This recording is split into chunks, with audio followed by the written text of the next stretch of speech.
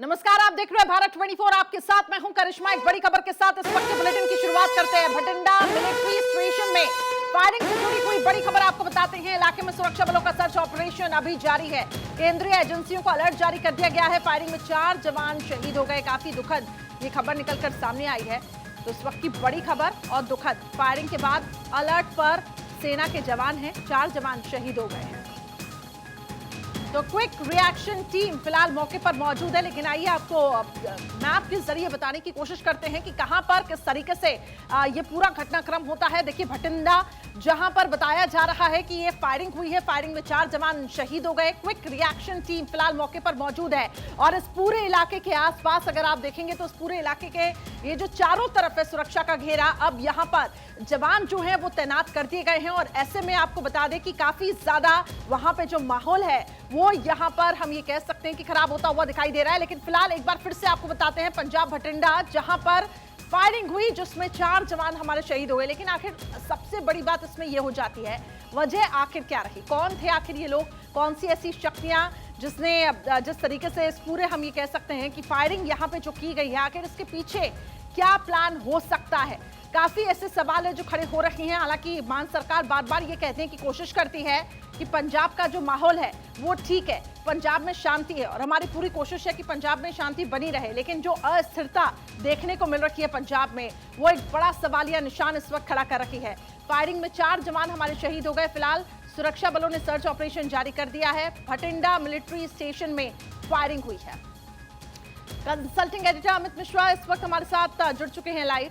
अमित जी, इस फायरिंग के पीछे हम क्या समझे कि क्या आखिर मकसद हो सकता है। मान सरकार एक तरफ दावा तो करती है कि पंजाब में स्थिरता है, पंजाब में शांति है, लेकिन समय समय पर पंजाब से ऐसी तस्वीरें सामने आती है जो सवालिया निशान इस वक्त खड़े कर रही है। करिश्मा, सबसे पहले तो मैं बताऊं आपको, साउथ वेस्ट कमांड की तरफ से जो प्रेस नोट आया है और उस प्रेस नोट में साफ तौर पर यह कहा गया है कि military incident in Bathinda military station, firing incident है ये। Firing incident reported in the early hours of the morning around 4:35 inside Bhatinda military station. Station quick reaction teams were activated. Area was cordoned off and sealed.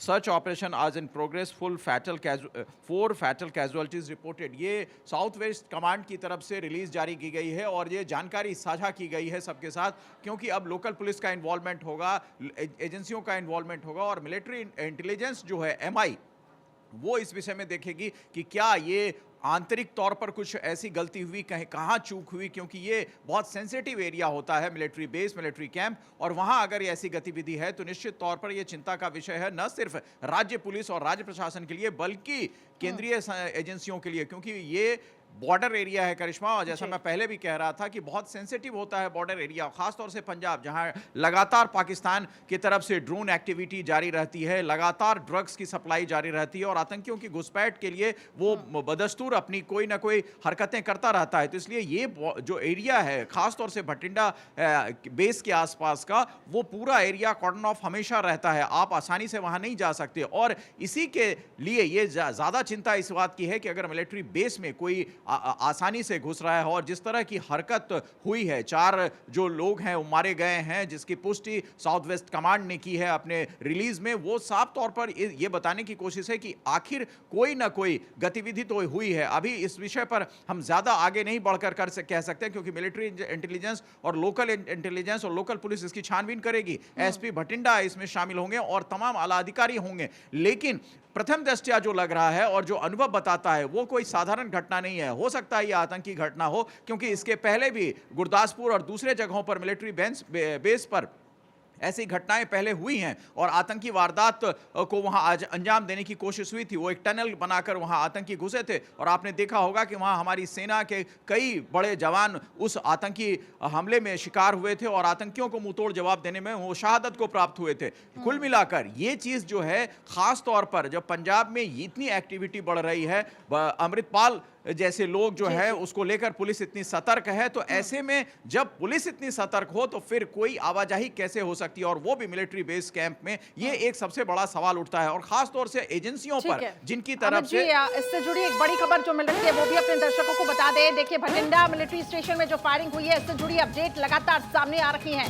Military station में firing पर अब भटिंडा के SSP का बयान सामने आया। उन्होंने साफ तौर से कहा कि ये आतंकी घटना नहीं है।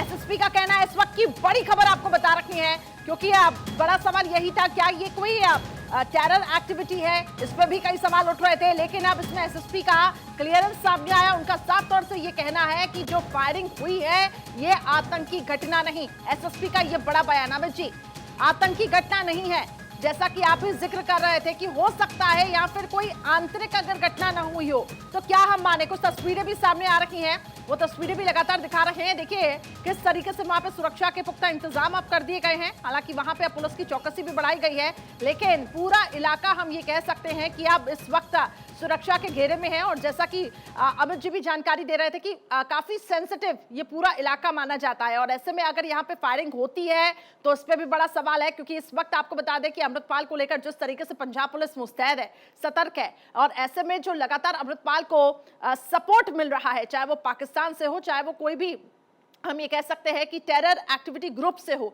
ऐसे में बड़ा सवाल इस वक्त सुरक्षा व्यवस्था का, पंजाब में स्थिरता का माहौल हो, पंजाब में शांति हो, जो कि मान सरकार बार बार ये दावा करती है। लेकिन कहीं ना कहीं अगर मिलिट्री स्टेशन में फायरिंग होती है तो एक तरीके से वहां पे जो पूरा माहौल है उसको अशांत करने की पूरी कोशिश यहाँ पे होती है।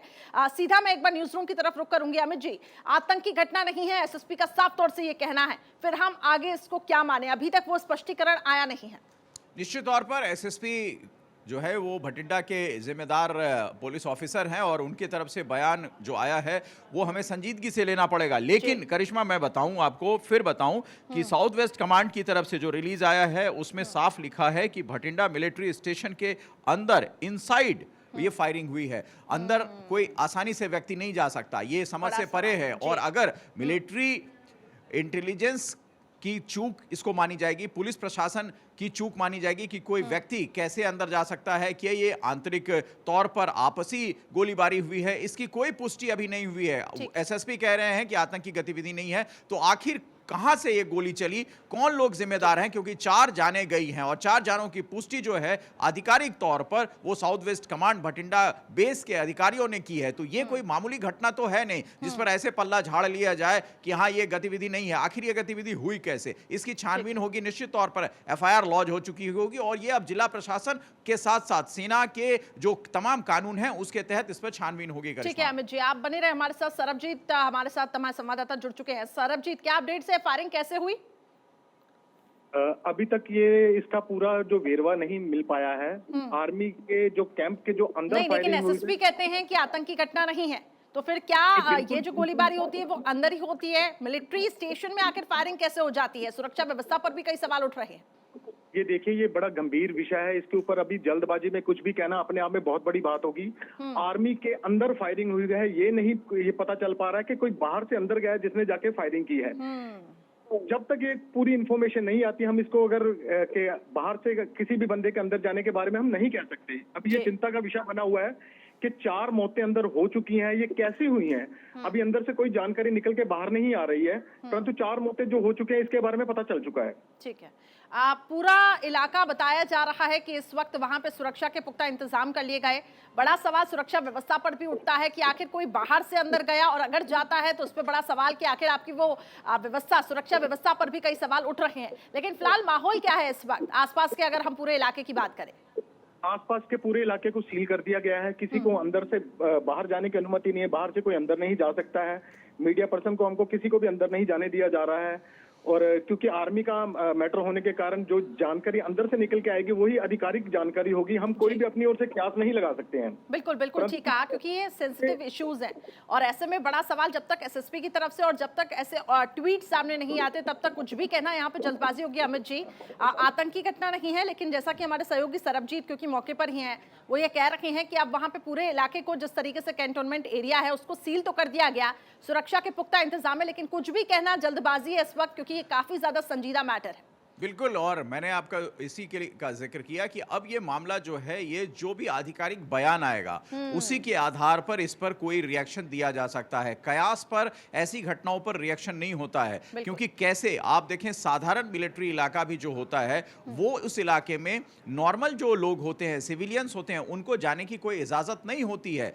और वो खास तौर पर चारों तरफ सीसीटीवी कैमरे वहां लगे होते हैं। अमूमन हर शहर में जो जहां भी मिलिट्री बेस, मिलिट्री एरिया होता है, कंटोनमेंट्स होते हैं करिश्मा, वहां पर हर जगह सुरक्षा के पुख्ता इंतजाम होते हैं, बैरिकेडिंग होती है। आप आसानी से, अगर आप मिलिट्री नहीं के परिवार से नहीं हैं या वहां काम नहीं कर रहे हैं, तो आसानी से आप नहीं जा सकते जब तक कि अंदर से कोई व्यक्ति आपको ना बुलाए या विधिवत आपके पास कोई जाने का आधार, औचित्य या पास ना हो, तब तक आप नहीं जा सकते। तो ऐसे में अगर अंदर कोई व्यक्ति प्रवेश किया जिसकी कोई जानकारी अभी नहीं मिल रही है, एसएसपी भटिंडा का यह कहना है कि आतंकी गतिविधि नहीं है, और साउथ वेस्ट कमांड की तरफ से यह माना गया है कि इनसाइड फायरिंग हुई है जिसमें 4 लोग मारे गए हैं। तो ये लोग किनकी गोलियों से मरे, कौन थे वो जिसने गोली चलाई, तो ये तमाम अब तहकीकात का विषय है। और ये तहकीकात दोनों स्तर पर अब होगी, राज्य पुलिस भी करेगी और मिलिट्री भी करेगी, क्योंकि दोनों के तहत मामला है। और जो इसके निर्धारण होंगे उसमें जाहिर सी बात है एनआईए का इन्वॉल्वमेंट अब हो जाएगा, क्योंकि ये बॉर्डर एरिया है और खास तौर पर बहुत सेंसिटिव चीजें होती हैं वहां।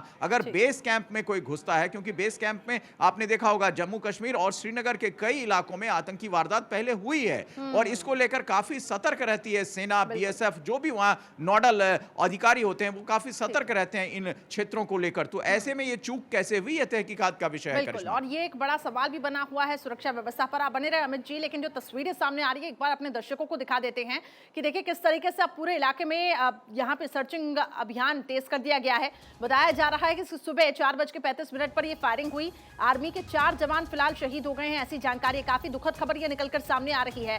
कैंटोनमेंट एरिया को सील किया गया, लेकिन इसके साथ साथ वहां के लोगों को घर के अंदर रहने के लिए कहा गया है। किसी को अंदर जाने की अब परमिशन नहीं है। तस्वीरें आपके सामने भटिंडा मिलिट्री स्टेशन की ये तस्वीरें आप देख पा रहे होंगे, जहां पर अब सुरक्षा के पुख्ता इंतजाम किए गए हैं मिलिट्री स्टेशन में। फायरिंग पर हालांकि एसएसपी का भी बयान सामने आया, उनकी तरफ से कहा गया है कि आतंकी घटना ये नहीं है, लेकिन फिलहाल ऑफिशियल स्टेटमेंट का थोड़ा सा इंतजार यहां पे करना होगा। लेकिन जो सोर्सेस के हवाले से खबर है कि 2 लोगों ने फायरिंग की है सरबजीत, ऐसी हमें जानकारी मिल रही है। सादे कपड़ों में 2 लोग आते हैं और इसके बाद फायरिंग करते हैं। मैं काफी ज्यादा ये संजीदा मैटर, और इसलिए मुझे भी ऐसा लगता है कि सोच समझ के और इसमें थोड़ा सा हमें इंतजार करना चाहिए। लेकिन फिलहाल जो खबरें हमें सूत्रों के हवाले से मिल रही है वो यही कि 2 लोगों ने यहाँ पे फायरिंग की है। क्या अपडेट्स है? देखिए, इस समय हम ये कहें कि बाहर से अंदर गए हैं, आर्मी एरिया होने की वजह से बहुत सर्च के बाद ही बंदे को अंदर भेजा जाता है। और कोई बाहर से व्यक्ति जाए, संदिग्ध व्यक्ति जाए और हथियार भी ले जाए, तो ये अपने आप में बहुत बड़ी बात है। तो अभी हमें ये इसका इंतजार करना पड़ेगा, अंदर से आधिकारिक रिपोर्ट क्या आती है, उसके बाद ही हम कुछ कह सकते हैं। ठीक है, आप बने रहिएगा, क्योंकि देखिए जो खबरें सोर्सेस के हवाले से मिल रही है वो यही कि एक इंसास राइफल जो है वो भी काफी दिनों पहले गायब हुई थी। ऐसे में कई सवालिया निशान यहाँ पे खड़े हो रखी हैं। लेकिन अगर कोई बाहर से अंदर जाता है, सवाल खड़ा होता है कि इतनी चौकसी के बावजूद आखिर कोई कैसे अंदर चला जाता है, और अगर कुछ आंतरिक यहाँ पे झड़प होती है तो ऐसे में भी कई सवाल है। और जैसा कि अमित जी आप भी कह रहे थे कि अब यहाँ पे राज्य की पुलिस भी इंटरफेयर करेगी, एनआईए की टीम का भी इसमें इन्वॉल्वमेंट होगा। लेकिन जिसका हम बार बार जिक्र कर रहे हैं कि पंजाब में शांति, पंजाब में आखिर अस्थिरता क्यों है? मान सरकार एक तरफ दावा करती है कि कानून व्यवस्था, पंजाब के लॉ एंड ऑर्डर जो है वो पुख्ता है। एक तरफ भगोड़े अमृतपाल को लेकर पुलिस का सर्च अभियान अभी तक चल रहा है, जो कि पुलिस की गिरफ्त से दूर है। आतंकी गतिविधियों से भी जुड़े होने की खबर उसकी सामने आती है। और इसी बीच देखिए ये खबर, भटिंडा मिलिट्री स्टेशन में फायरिंग जो हुई उससे जुड़ी अपडेट आपको बता दें। कैंप से पास आपको बता दें कि किसी को अंदर जाने की इजाजत नहीं है। भटिंडा मिलिट्री स्टेशन में फायरिंग पर यह बड़ा अपडेट। आज सभी दफ्तर बंद किए गए हैं, यह भी जानकारी मिल रही है। स्कूल कॉलेज भी बंद रखने के आदेश यहां पे दिए गए हैं।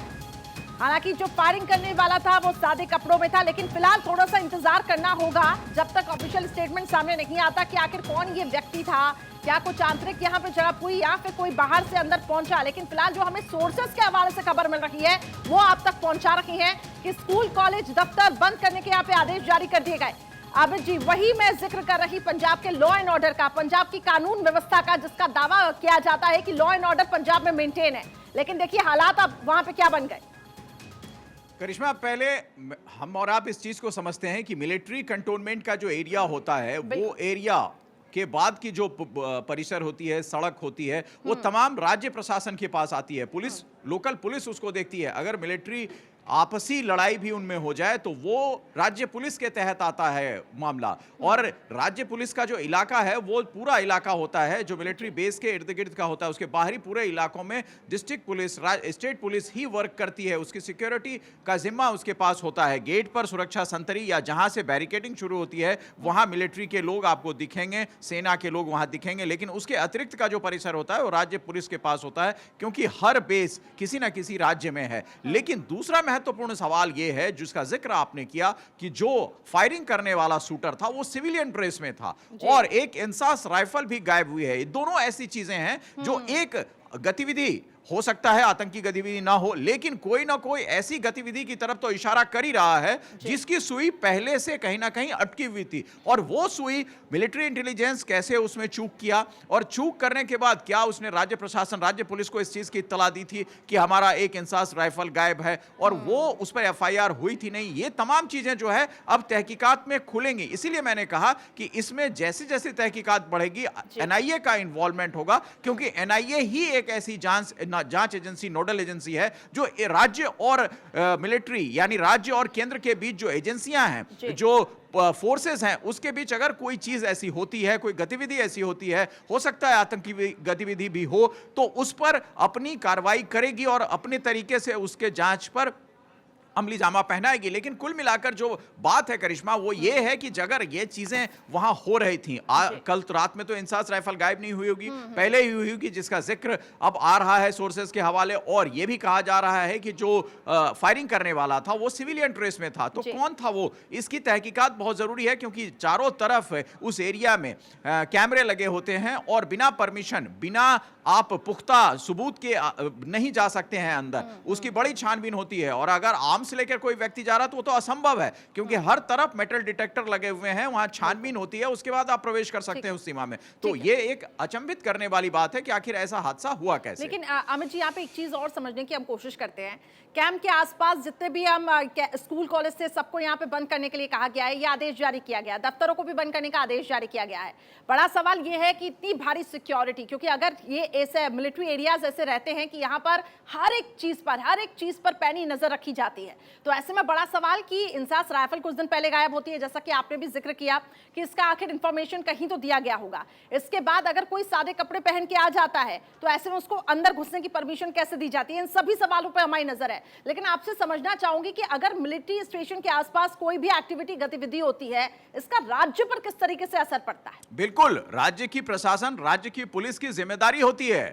आपसे जब मिलिट्री बेस, जो भी जहां भी बेस है, जहां भी कंटोनमेंट एरिया है, वो इलाका जो है पूरी तरीके से उस इलाके के बाहर का की जो दीवार के बाहर की एरिया होता है वो राज्य प्रशासन के तहत आता है और राज्य प्रशासन को सुरक्षा मुहैया कराना वो उनकी जिम्मेदारी बनती है। वो कोऑर्डिनेशन होता है मिलिट्री अधिकारियों और राज्य पुलिस के बीच कि कब, कहां, किस जगह पर हम अपनी सुरक्षा, अपनी बैरिकेडिंग खड़ी करेंगे ताकि ना मिलिट्री के आवाजाही में कोई दिक्कत हो और राज्य पुलिस जो है वहां सिविलियन को ना आने दे। ये जिम्मेदारी राज्य पुलिस की होती है, क्योंकि सिविलियन अगर उस एरिया में इंटर करता है तो एक सीमा तक राज्य पुलिस उसे रोकेगी, राज्य पुलिस उसे जाने नहीं देगी। उसके बाद जब मिलिट्री का एरिया शुरू होता है तो मिलिट्री ये देखेगी कि क्या ये व्यक्ति जो अमुक एरिया में आ रहा है वो पूरी तरीके से उचित व्यक्ति है, तभी उसका प्रवेश हो सकेगा। इन दोनों चीजों में लैक हुई है, यानी यहां गड़बड़ी हुई है। और तीसरी बात जिसका जिक्र आप कर रहे थे कि अगर राइफल गायब हुआ और जिसका जिक्र मैंने भी किया, तो क्या उसकी इंफॉर्मेशन दी गई? क्योंकि हर चीज जो होती है वो रजिस्टर मेंटेन होती है और एक बड़ी चीज, एक बड़ा हथियार अगर गायब हो रहा है तो क्या उसकी सूचना किसी के पास थी? दूसरा महत्वपूर्ण सवाल कि निश्चित तौर पर वहां के सारे स्कूल, कॉलेज, दफ्तर उस इलाके के बंद किए जाएंगे, क्योंकि वहां सर्च ऑपरेशन चलेगा, वहां के फुटेज देखे जाएंगे कि आखिर कोई व्यक्ति यहां से प्रवेश नहीं किया हो, किसी ने यहां शेल्टर नहीं लिया हो, या क्या क्या गतिविधि थी। जो नॉर्मल सर्च प्रक्रिया होती है वो सर्च प्रक्रिया अभी लोकल पुलिस शुरू करेगी। जी बिल्कुल, आपने ठीक कहा। और अभी जो खबर निकलकर सामने आ रही है कि रक्षा मंत्रालय इस पूरे मामले को देख रहा है, गृह मंत्रालय के सोर्सेस के हवाले से बड़ी खबर कि रक्षा मंत्रालय इस पूरे मामले को देख रहा है। और जैसा कि आप भी जिक्र कर रहे थे कि एनआईए का भी इसमें इन्वॉल्वमेंट हो सकता है, राज्य पुलिस भी अब इस पूरे मामले में इंटरफेयर करेगी। लेकिन बड़ा सवाल यहाँ पर अभी भी सिक्योरिटी पर उठ रहा है कि आखिर कोई कैसे सादे कपड़ों में उस ऐसे सेंसिटिव एरिया में जा सकता है। और ऐसे में अभी तक क्योंकि ऑफिशियल स्टेटमेंट सामने नहीं आया, इसलिए कुछ भी कहना जल्दबाजी होगी। लेकिन आतंकी गतिविधि आतंकवादी नहीं है, आतंकी घटना नहीं है, ये एक स्पष्टीकरण आ चुका है। लेकिन फिलहाल खबर यही है कि अगर आपस में भी झड़प होती है तो इसका क्या ऑफिशियल स्टेटमेंट आएगा सामने, और क्या आखिर कहां से ये गोली चलती है। कई ऐसे सवाल हैं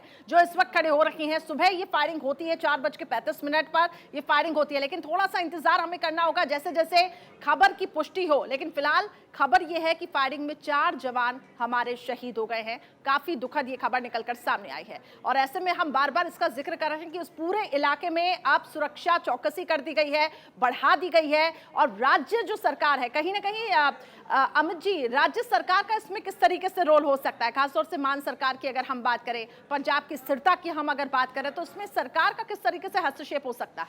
ये तहकीकात के बाद पता चलेगा, लेकिन लैक ऑफ कोऑर्डिनेशन तो है ही। लैक ऑफ कोऑर्डिनेशन इसलिए है, जिसका जिक्र मैं कर रहा था बार बार आपसे, कि कंटोनमेंट एरिया के बाहर का इलाका डिस्ट्रिक्ट एडमिनिस्ट्रेशन यानी राज्य की पुलिस उसको देखती है, स्टेट पुलिस देखती है, और उस इलाके में अगर कोई सिविलियन प्रवेश करता है तो वो कैसे प्रवेश करता है, क्योंकि वहां आवाजाही की मनाही होती है। आपने देखा होगा हर जगह, दिल्ली कैंट में भी अगर आप जाएं तो वहां पर आपको अमूमन अंदर, बहुत अंदर इलाके में नहीं जाने दिया जाता, पूछताछ होती है, राज्य की पुलिस बैरिकेडिंग किए हुए होती है। उसके बाद अगर आप प्रवेश करती हैं तो वहां मिलिट्री के लोग होते हैं, वो रोकते हैं आपको और आई कार्ड मांगते हैं। तो कम से कम ये प्रक्रिया भी शामिल नहीं हुई, तो इसका मतलब है या तो कोई व्यक्ति मिला हुआ है जो उसको सिविलियन को इनसाइड घुसा रहा है। ये तमाम चीजें जो है ये तहकीकात में निकलेंगी, और जो जांच एजेंसियां, राज्य और मिलिट्री दोनों एजेंसियां इस पर जांच करेंगी। क्योंकि देखिए, अब इस पर एफआईआर तो लॉन्च होगा ही। 4 जवानों की अगर मौत की पुष्टि साउथ वेस्ट कमांड कर रहा है, और जिसकी जानकारी साउथ वेस्ट कमांड की तरफ से ही आई है, तो इस पर एफआईआर होगा, और भारतीय दंड संहिता के आधार पर उस पर मुकदमे भी चलेंगे।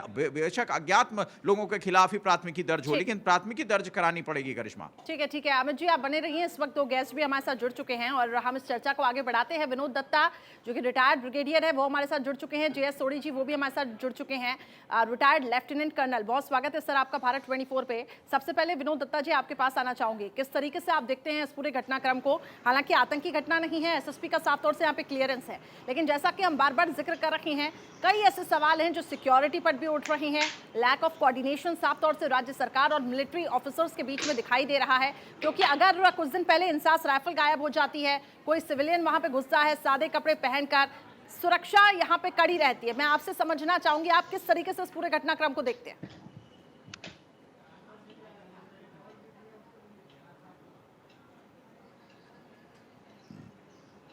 विनोद दत्ता जी, आप तक मेरी आवाज पहुंच पा रही है? चलिए जेएस सोढ़ी जी, मैं आपके पास आती हूं। शायद विनोद दत्ता जी के पास मेरी आवाज नहीं पहुंच पा रही है।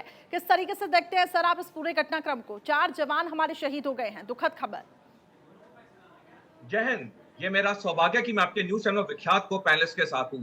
आज सुबह जो 4:35 में बठिंडा मिलिट्री स्टेशन में ये घटना हुई, ये बहुत ही दुखद और दुर्भाग्यपूर्ण है कि 4 हमारे जवान इस घटना में शहीद हो गए। मैं आपके दर्शकों को बताना चाहूंगा कि ये जो बठिंडा मिलिट्री स्टेशन है, ये बहुत ही अहम मिलिट्री स्टेशन है हमारी सेना और देश के लिए, और ये एशिया का सबसे बड़ा मिलिट्री स्टेशन है। यहाँ पे कई हमारी बहुत विख्यात यूनिट्स तैनात हैं। तो ये घटना ऐसे मिलिट्री स्टेशन में होना, ये एक चौंकाने वाली बात भी है, और इसकी पूरी तहकीकात होनी चाहिए कि ये घटना कैसे हुई। मेरे को उम्मीद है कि सबसे पहले जो वहाँ की सेना के लिए एक चुनौती है, वो है इन जितने भी ये लोग वहां पे ये वारदात कर रहे हैं, चाहे 1 या 2 अभी तक कंफर्म नहीं है, लेकिन सबसे पहले जो प्रायोरिटी है वो है उनको पकड़ना, और जो ये दहशत उन्होंने फैलाई है उसके ऊपर इमीडिएटली रोक लगाना। उसके बाद मेरे को पूरी उम्मीद है कि सेना और बाकी केंद्रीय एजेंसियां अपनी जांच करेंगी और ये रिपोर्ट जल्द ही सारे देश के सामने आएगी। बिल्कुल आपने ठीक कहा, और रक्षा मंत्रालय अब इस पूरे मामले में देख रहा है इस पूरे मैटर को, और एक संदिग्ध को भी हिरासत में लिया गया है। विनोद दत्ता जी, आप तक मेरी आवाज पहुंच पा रही है? ठीक है अमित जी, क्या आप कुछ पूछना है? यहाँ पे जाएंगे क्योंकि सवाल यहाँ पे कई खड़े हो रहे हैं, और क्योंकि काफी ज्यादा सेंसिटिव इशू है, इसलिए इंतजार सिर्फ इन्वेस्टिगेशन का है कि जैसे जैसे जांच होगी, स्पष्टीकरण सामने आएंगे, तभी हम कुछ कंक्लूजन पे निकल पाएंगे। सोढ़ी साहब, एक चीज की जानकारी मैं चाह रहा था कि क्या मिलिट्री बेस में ऐसे सिविलियन की एंट्री होती है, नंबर 1। नंबर 2 कि ये बेस इतना इंपॉर्टेंट है, ये एरिया इतना बठिंडा इंपॉर्टेंट है हमारे लिए, हमारी सरहद के लिए, और जहां पर हमारे सेना के जवान मुस्तैद रहते हैं, वो वहां इतने बड़े बड़े हथियार आर्टिलरी के मौजूद हैं, तो क्या ऐसे में इंसास राइफल जैसी चीज कैसे गायब हो जाती है? इस पर आपकी टिप्पणी चाहूंगा मैं। देखिए, मैं खुद बठिंडा में पोस्टेड था जब मैं सर्विस में था, और मैं आपको बता सकता हूं कि वहां की जो सुरक्षा है वो बहुत ही अव्वल दर्जे की है। वहां पे जगह जगह पे चेक पॉइंट्स है, एंट्री में भी और अंदर भी। तो अगर ये जो वारदात हुई है ये बहुत ही चौंकाने वाली बात है। जरूर इस आदमी ने या 2-3 आदमी, जितने भी अभी कंफर्म नहीं है, इन्होंने बहुत देर से प्लानिंग की होगी, क्योंकि जैसे मैंने आपको शुरू में बताया ये एशिया का सबसे बड़ा कैंटोनमेंट है, सबसे बड़ी छावनी है एशिया की। तो जब इतने बड़े एरिया पे आर्मी की पेट्रोलिंग होती है, दिन रात उस पर निगरानी रखी जाती है, जगह जगह पे एंट्री एग्जिट चेक पॉइंट्स हैं जहां पे आर्म्ड गार्ड्स तैनात होते हैं, कैंट के अंदर क्यूआरटीज तैनात हैं। तो ऐसे पूरे इतने हाइटेंड सिक्योरिटी माहौल में एक या दो आदमी का घुस जाना, ये वाकई में एक चौंकाने और चिंतापूर्ण वाली बात है। बिल्कुल आप सही कह रहे हैं। और आप वहां पोस्टेड थे जिसका जिक्र आपने किया, क्या लोकल पुलिस के साथ किस तरह की कोऑर्डिनेशन होती है? क्योंकि हमें यह लगता है कि जो मिलिट्री बेस का एरिया होता है, उस बेस के एरिया के बाद की जो सिक्योरिटी होती है वो लोकल पुलिस के पास होती है। तो क्या ये लैक ऑफ कोऑर्डिनेशन मानी जाएगी सोढी साहब? देखिए, किसी भी जगह में जहां पे सेना की यूनिट्स तैनात होती हैं, वहां पे एक रेगुलर इंटरवल्स पे सिविल मिलिट्री लाइजन कॉन्फ्रेंस होती है, जहां पे सेना के उच्च अधिकारी और सिविल एडमिनिस्ट्रेशन के उच्च अधिकारी, चाहे डिस्ट्रिक्ट मैजिस्ट्रेट हो या सीनियर आईपीएस ऑफिसर्स हो, वहां के पुलिस कर्मी हो, इन सब के बीच में एक रेगुलर इंटरवल पे एक सिविल मिलिट्री लाइजन कॉन्फ्रेंस होती है, जहां पे कई चीजें डिस्कस होती हैं। और जैसे जैसे कभी ऐसी कोई इंटेलिजेंस इनपुट मिलती है तो वो भी इमीडिएटली शेयर होती है सिविल एडमिनिस्ट्रेशन के साथ, सिविल एडमिनिस्ट्रेशन फौज के साथ शेयर करता है। तो जो तालमेल होता है सेना और सिविल अथॉरिटीज का, वो बहुत ऊंचे दर्जे का होता है, और उसमें कभी भी हमने कमी नहीं देखी है, क्योंकि चाहे सिविल एडमिनिस्ट्रेशन हो चाहे सेना के अधिकारी हो, वो हमेशा एक दूसरे के साथ तालमेल करके ही काम करते हैं। ठीक है, ठीक है। चलिए मैं लौटूंगी सर आपके पास। विनोद दत्ता जी भी इस वक्त मेरे साथ क्योंकि जुड़े हुए हैं, रिटायर्ड ब्रिगेडियर। विनोद जी, किस तरीके से आप देखते हैं इस पूरे घटनाक्रम को? क्योंकि काफी दुखद खबर, 4 जवान हमारे शहीद हुए, एक संदिग्ध को फिलहाल, अपने दर्शकों को ये अपडेट दे दें कि एक संदिग्ध को फिलहाल हिरासत में लिया गया है, क्या कहेंगे सर? देखिए बड़ी दुखद घटना है, और जैसा अभी कर्नल सोढी साहब ने भी बताया कि बठिंडा कैंटोनमेंट क्योंकि बॉर्डर के काफ़ी नज़दीक है, तो इसमें जो सिक्योरिटी अरेंजमेंट्स है वो काफ़ी चाक चौबंद रहते हैं। बठिंडा कैंटोनमेंट 2 भागों में बटा हुआ है, एक तो न्यू कैंटोनमेंट और एक ओल्ड कैंटोनमेंट जो न्यू केएलपी है जिसे कहते हैं। तो वहाँ काफ़ी फेंसिंग और इस तरह के सारे सिक्योरिटी अरेंजमेंट्स हैं, लेकिन क्योंकि देखिए जो इस तरह के संदिग्ध लोग होते हैं या जो एंटी नेशनल एलिमेंट्स होते हैं, वो किसी न किसी फिराक में रहते हैं, या वो किसी से दोस्ती करके या कुछ इस तरह से कोशिश करते हैं कि वो अंदर अपनी जो इनग्रेस है उसको कामयाब कर सके। रही बात सिक्योरिटी, क्विक रिएक्शन टीम्स हैं, अपने चेक पोस्ट हैं, और मोबाइल पेट्रोल्स भी कैंटोनमेंट में काफ़ी चलती रहती हैं, क्योंकि मैं भी वहाँ खुद तैनात रहा हूँ। तो काफ़ी अच्छा, दूसरा वहाँ कोर हेडक्वार्टर की प्रेजेंस है और काफ़ी ब्रिगेड्स वगैरह भी हैं, तो वहाँ जो ट्रुप्स का रेशियो है वो भी काफ़ी अच्छा है। लेकिन अब ये क्योंकि विवेचना का विषय है, क्योंकि जैसे ही जैसे इन्वेस्टिगेशन होंगे तब पता लगेगा कि कहाँ सिक्योरिटी लैप्सेस हुए हैं, या अगर कोई और इस तरह का कोई स्लीपर सेल वहाँ था या कुछ था, क्योंकि कुछ जो सिविलियन जो एम्प्लॉइज वगैरह भी रहते हैं वहाँ भी उन पे भी नजर रखी जाएगी। सर, तो उनको फिर भी सवाल ये भी उठता है कि क्या अगर जो वहाँ पे सिविलियन रहते हैं तो इनकी बैकग्राउंड, तो पहले इनका बैकग्राउंड देखा जाता होगा और फिर ही उनको वहाँ पे रखा जाता होगा, तो ऐसे में बहुत सारे ऐसे लूप होल्स निकलकर सर सामने आ रहे हैं। अगर अब तक, क्योंकि अभी जांच का दायरा आगे बढ़ेगा, चीजें क्लियर होंगी, लेकिन बहुत सारे अभी तक लूप होल्स निकलकर सामने आए।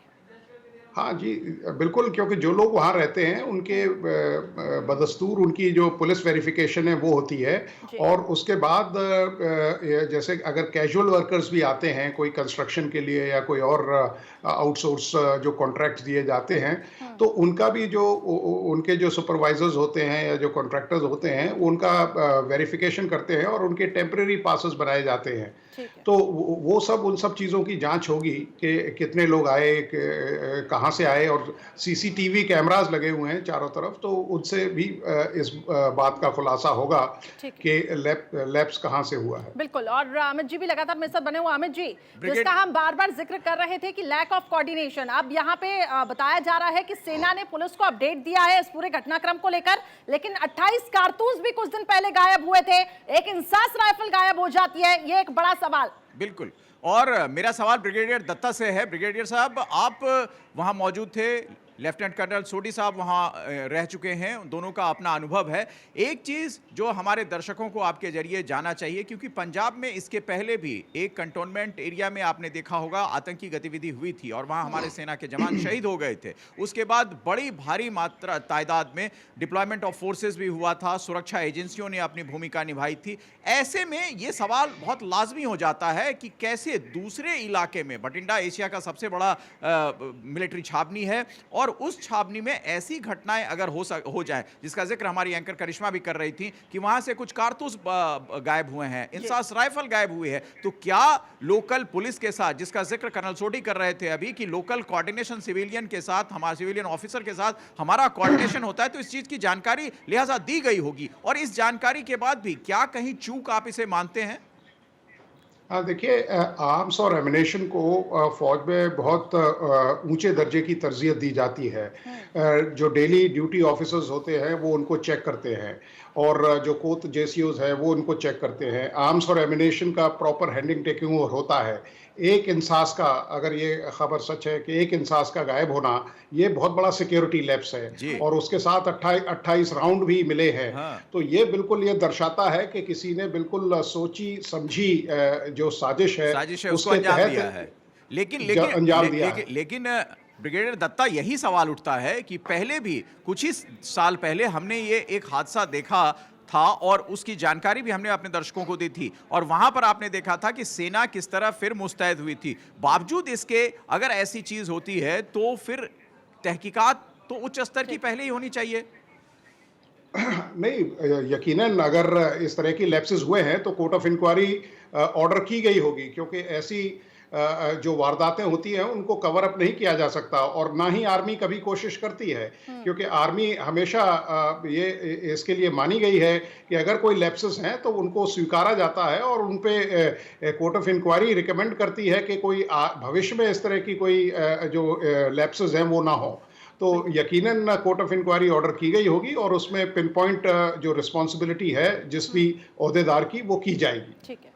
अब एडीजी का भी बयान सामने आया है, उनका ये कहना है कि हम सेना के साथ संपर्क में हैं, लेकिन कोई आतंकी गतिविधि ये नहीं है। इस पे लगातार उनका यही यहाँ पे साफ तौर से कहना है। हाँ, जो लैक ऑफ कोऑर्डिनेशन हुआ, फिलहाल संपर्क में है, लेकिन आगे भविष्य में ऐसा ना हो, इस पे काम करेंगे। शिवदान सिंह जी इस वक्त हमारे साथ रिटायर्ड कर्नल जुड़ चुके हैं। शिवदान जी, बहुत स्वागत है आपका भारत 24 पे। लेकिन काफी दुखद खबर, और आपसे मैं रिएक्शन चाहूंगी, समझना चाहूंगी किस तरीके से आप देखते हैं इस पूरे घटनाक्रम को। 4 जवान हमारे शहीद हो जाते हैं, फायरिंग हो जाती है, एक संदिग्ध को फिलहाल हिरासत में लिया गया है, कोई सिविलियन अगर एंट्री करता है तो फिर सिक्योरिटी पर भी बड़ा सवाल, और उसके ही लेकर हम जिक्र कर रखे हैं कि आखिर ऐसा क्यों। देखिए, भटिंडा मिलिट्री स्टेशन चारों तरफ से कवर्ड है, पूरी फेंसिंग है चारों तरफ से, वेल प्रोटेक्टेड है, उसके अंदर कोई सिविल इंस्टॉलेशन नहीं है। जैसे गांव होते हैं या कोई शहर होता है, पूरा एक्सक्लूसिवली मिलिट्री स्टेशन है, और इस मिलिट्री स्टेशन में इस तरह की घटना होना एक बहुत दुखद बात है। ये सेना के लिए भी बहुत दुखद है और देश के लिए भी बहुत दुखद है। बिल्कुल। इतने वेल प्रोटेक्टेड मिलिट्री स्टेशन में इस तरह से कोई आकर के फायरिंग करता है, वेपन चुराता है, अम्यूनिशन चुराता है, और वहां पर 4 लोगों को कत्ल करता है, तो इससे क्या होता है, हमारी सेना की सिक्योरिटी पर असर पड़ता है और सेना के मनोबल पर प्रभाव पड़ता है। ये मैं इसको बहुत गंभीरता से लेता हूँ, और शीघ्रता इसकी जांच होनी चाहिए, किस वजह से हुआ है। जैसा कि मेरे साथी बोल रहे हैं, ऐसा नहीं है।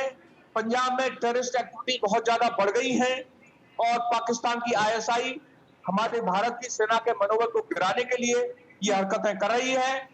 उसके एजेंटों ने, क्योंकि भटिंडा से पास में ही पंजाब का बॉर्डर, पाकिस्तान का बॉर्डर मिलता है, उधर फिरोजपुर है और उधर दूसरे बॉर्डर्स है पंजाब के, भटिंडा के पास में ही है। वहां से आराम से आतंकवादी ने अंदर आए हैं, इन्होंने आकर के बठिंडा मिलिट्री स्टेशन में ये हादसा किया है। ठीक है। और इसका मुख्य उद्देश्य केवल देश में अस्थिरता को फैलाना है बिल्कुल। और सेना के मनोबल को प्रभावित करना है। और इसे इसका ही गंभीरता हम से लेकर बार के- बार जी बिल्कुल, शिवदान सिंह जी अपनी बात रखिए।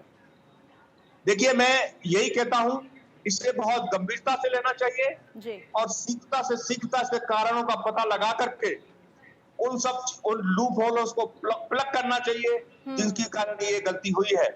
और अब हमें अपने ऐसे मिलिट्री स्टेशनों की सिक्योरिटी को और बीफ अप करना पड़ेगा, क्योंकि सेना का मनोबल प्रभावित करके पाकिस्तान ये दिखाना चाहता है कि हम भारत की सेना को कहीं भी अटैक कर सकते हैं।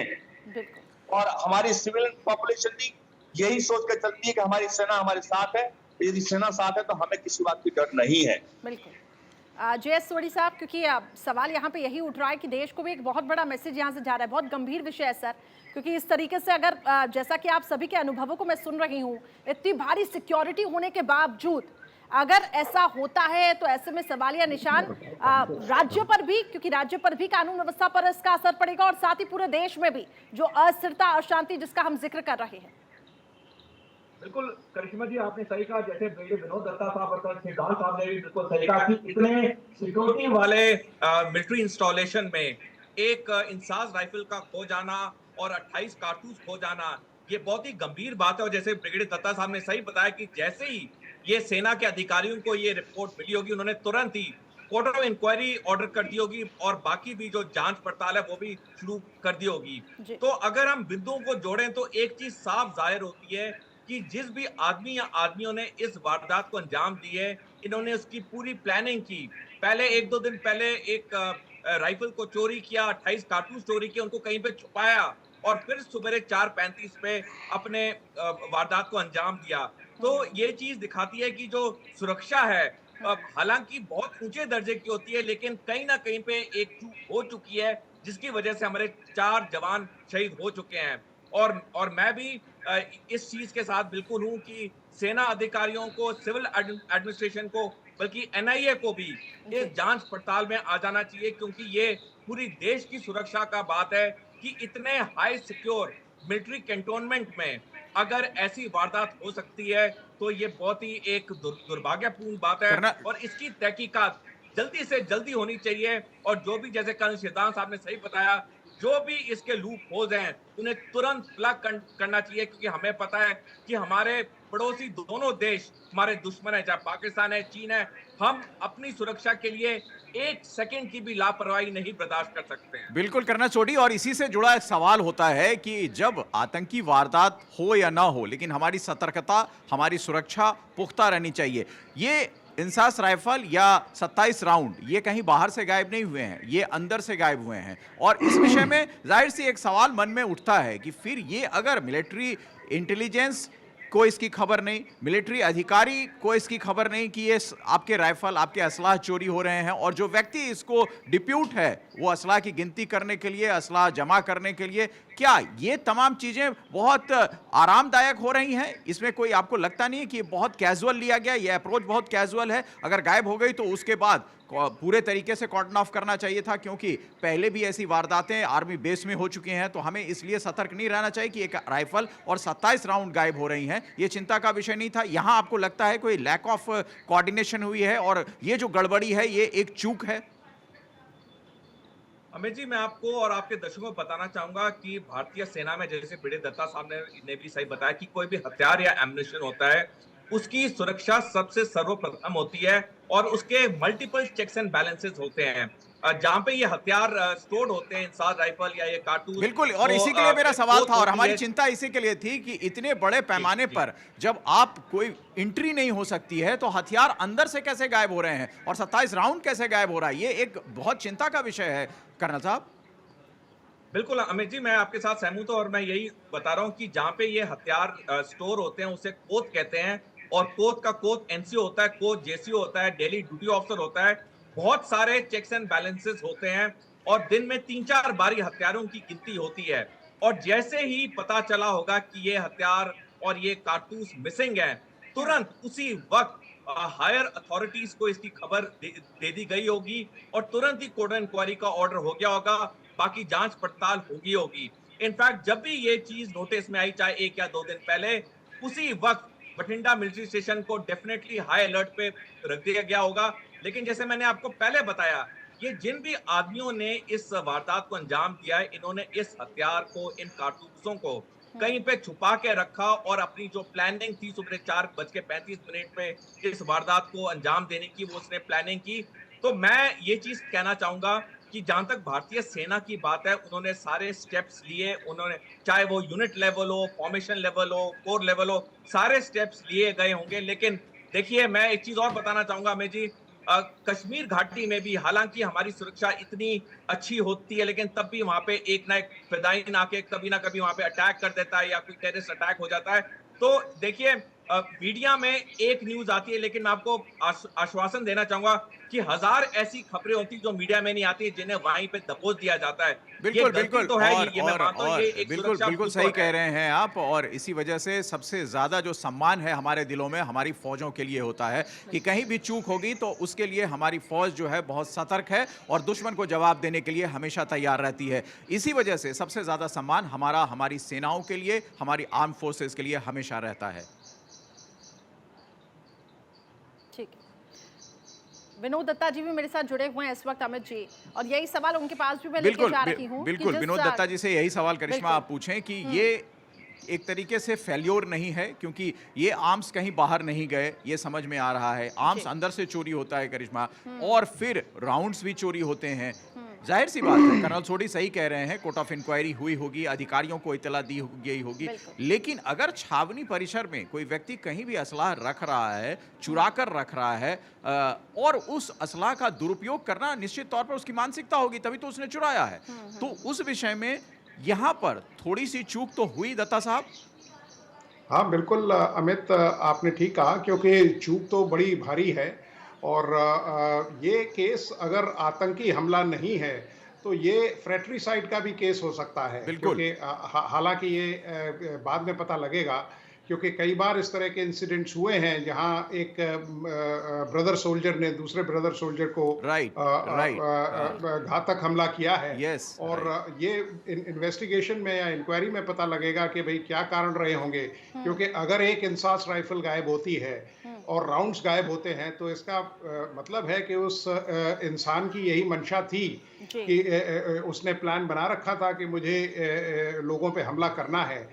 क्योंकि और रही बात आतंकवादी हमले की, क्योंकि देखिए मैं आपको बताऊं कि पंजाब में जो इंसर्जेंसी हुई थी, आप ये देखिए पाकिस्तान बड़ी दूरगामी प्लानिंग करके रखता है। उसका जो सृजन हुआ था वो 1958 में हुआ था, अयूब खान के टाइम से। तो वो इतनी लंबी प्लानिंग करके रखता है, अपने स्लीपर सेल्स को डेवलप करके रखता है। बिल्कुल बिल्कुल, तो ये बात भी अभी बिल्कुल इनकार नहीं किया जा सकता, क्योंकि ये पूरा जब सारे तथ्य सामने आ जाएंगे तभी इस पे कोई स्पष्टीकरण दिया जा सकता है। लेकिन हाँ, प्रथम दृष्टया ये एक फ्रेट्रिसाइड का केस भी लगता है, या अगर इसमें कोई एंटी नेशनल एलिमेंट या कोई आतंकी इसमें इन्वॉल्व नहीं है। जी, वो तो तहकीकात में पता चल जाएगा, वो तो तहकीकात में पता चल जाएगा। और लोकल पुलिस, जैसा करिश्मा बता रही थी, लोकल पुलिस अभी डिनाई कर रही है किसी भी आतंकी गतिविधियों को लेकर। हो सकता है कल को NIA का इंटरवीन हो और जो मिलिट्री इंटेलिजेंस आप लोगों की बेहतर जानकारी होगी उसका इन्वॉल्वमेंट होगा, तो कुछ और परतें खुलेंगी कि कहाँ से ये गायब हुआ, किस व्यक्ति ने लिया। और नेचुरली एक पूरी तरीके से डॉक्यूमेंटेशन के तहत ये पूरी प्रक्रिया गुजरेगी, तो उसकी जो छानबीन की प्रक्रिया होगी वो भी लोगों को पता चलेगी। लेकिन फिलहाल एक सवाल जिसका जिक्र मैं कर्नल सोडी और आप दोनों से करना चाह रहा था कि अगर ऐसी घटनाएं मिलिट्री बेस में हो जाती हैं तो आम जनमानस में इसकी एक छवि जो है वो खराब जाती है दत्ता साहब। लोगों को लगता है कि क्या हम जो हमारी सुरक्षा के लिए सबसे मजबूत धरोहर हैं, यानी हमारी सेना है, हमारी आर्म फोर्सेस है, वहां भी ऐसी वारदात हो सकती है। और अगर आतंकी गतिविधि है जिसका जिक्र अभी कहीं से नहीं आया है, और अगर ऐसा होता है तो क्या हम अपने उसके लिए बहुत ज्यादा मुस्तैद नहीं हैं? देखिए, एक चीज मैं बता दूं, सैनिक के लिए सबसे बड़ी जो चीज होती है वो आत्मसम्मान होता है। बिल्कुल। और सैनिक कोई भी काम अपने देश के लिए कर सकता है, लेकिन उसके आत्मसम्मान को ठेस नहीं पहुंचनी चाहिए। बिल्कुल। क्योंकि आजकल इस तरह के बिहेवियरल जो चेंजेस हैं वो देखने को मिल रहे हैं, हो सकता है जो ये पीड़ित है या जिसने ये घटना को अंजाम दिया है या जो लोग शहीद हुए हैं वहाँ कोई आपसी मतभेद रहा हो हाँ, या इसे कुछ इनकार इस नहीं तरह किया की जा सकता। इनकार नहीं किया जा सकता। इस पे देखिए कई 1-2 बार फिल्में भी बनी हैं जिस पे ये बताया गया है कि इस तरह से आपने देखा होगा पान सिंह तोमर जी। एक फिल्म बनी थी जिसमें ये वो एक बहुत ही डिसिप्लिन्ड सोल्जर थे, लेकिन जब गाँव के लोगों ने उनकी ज़मीन छीन ली, उनकी फसलें जला दी, उन पे अत्याचार किए, तो वो बागी बन गए क्योंकि मैं उस इलाके से आता हूँ तो वहाँ डकैत नहीं कहा जाता, उन्हें बागी कहा जाता है क्योंकि वो या तो प्रशासन के खिलाफ बगावत करते हैं या अपने आत्मसम्मान की सुरक्षा के लिए इस तरह के कदम लेकिन उठाए लेकिन जाते ब्रिगेडियर हैं। दत्ता, डिसिप्लिन सेना का सबसे महत्वपूर्ण चीज होता है और उससे हम सिविलियन वो चीज सीखते हैं कि आखिर जी। आप में जो डिसिप्लिन है वो एक हमारे लिए आईना होता है और उसको हर व्यक्ति फॉलो करता है। वो समझ में आती है चीज कि किसी ब्रदर वाली कोई एंगल हो सकता है, लेकिन सवाल ये है कि डिसिप्लिन का भी तो उल्लंघन है। अगर हमारे ऊपर कोई प्रेशर है, सैनिकों के ऊपर कोई प्रेशर अधिकारी डाल रहे हैं, कोई उनका कोलीग डाल रहा है, तो वो चीजें भी ऐसे रूप में ना आए, इसके लिए भी तो आपके यहाँ समानांतर व्यवस्थाएं हैं। हाँ, बिल्कुल है। हमारे यहाँ पूरा प्रोसीजर है, पूरे स्टैंडर्ड ऑपरेटिंग प्रोसीजर्स हैं। हर महीने सैनिक सम्मेलन होता है, हर शाम को एक रोल कॉल होती है, हर शाम को जो प्लेटून कमांडर्स हैं वो अपना फूड टेस्टिंग के लिए जाते हैं, वो अपने ट्रुप्स के साथ गेम्स खेलते हैं। तो ऐसे कई प्लेटफॉर्म्स अवेलेबल हैं जहाँ एक सैनिक अपने अगर कोई इस तरह के प्रेशर्स हैं तो वो अपने जो प्लेटून कमांडर्स है, बिकॉज हमारे यहाँ जो लीडरशिप जो लीडर और लेड में जो रिलेशन है वो बहुत इंटीमेट है, बहुत ही it is like a family. बिल्कुल, और इसी वजह से तो दुश्मनों के सामने जब मुकाबला होता है तो पूरी यूनिटी के साथ होता है। और शायद मैंने इसीलिए कहा कि आपका जो डिसिप्लिन है, आपकी जो यूनिटी है, वो एक मिरर की तरह हम लोगों के सामने रहती है और हम लोग जो सिविलियंस हैं जो उस चीज़ को फॉलो करने के लिए कहीं उम्मीद से देखते हैं तो वो आप हैं। और यहाँ पर अगर ऐसी चीज़ होती है तो जाहिर सी बात है एक चिंता का विषय बन जाती है। बिल्कुल बिल्कुल। हालांकि आप देखिए अमित जी, थोड़ा सा हमें इंतजार करना होगा जैसे ही तस्वीरें साफ आती हैं, लेकिन जो यहाँ पे हमने चर्चा की कि आखिर कितना डिसिप्लिन इंपॉर्टेंट है, लेकिन अभी फिलहाल हम किसी कंक्लूजन पे नहीं पहुंच पा रहे। आतंकी घटना नहीं है, एक संदिग्ध को फिलहाल हिरासत में लिया गया है और जैसा कि जानकारी मिल रही है कि पहले कारतूस गायब हो जाते हैं, फिर इंसास राइफल गायब हो जाती है, तो कई सवाल यहाँ पे उठ भी रहे हैं कि कुछ लूप होल्स हैं, लैक ऑफ कोऑर्डिनेशन है। इस पे हम आगे भी चर्चा करेंगे, लेकिन फिलहाल बहुत बहुत शुक्रिया तमाम मेहमान हमारे साथ जुड़े हुए थे। बहुत बहुत शुक्रिया हमारे साथ विनोद दत्ता साहब जुड़ने के लिए।